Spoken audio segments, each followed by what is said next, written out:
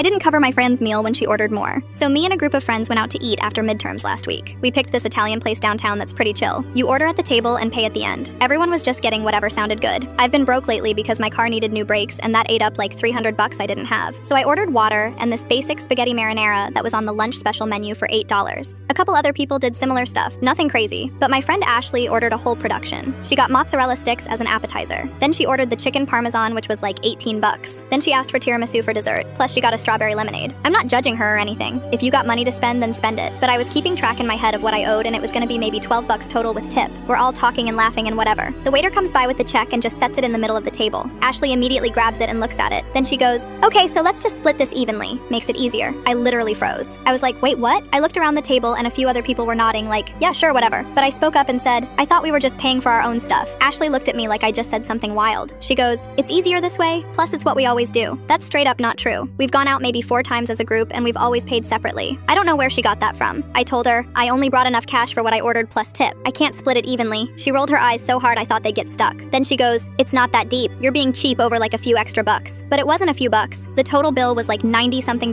for 6 people. If we split it evenly, that's $15 or $16 each. I ordered $8 worth of food. That's literally double what I was supposed to pay. I said, "No, I'm good. I'm just gonna pay for mine." I pulled out a $10 bill and put it on the table with 2 singles for tip. Ashley got this look on her face like I just betrayed her or something. She didn't say anything else, but I could tell she was pissed. 2 of my other friends just shrugged and they split the rest evenly between them. Nobody made a big scene or anything, but the vibe got weird fast. We left the restaurant and Ashley barely said bye to me. She got in her car and left without offering anyone a ride, even though she usually does. The next day I'm scrolling through my phone and I see that one of my other friends from the group posted on her story. It was one of those question box things. Someone asked her about the dinner and she replied with,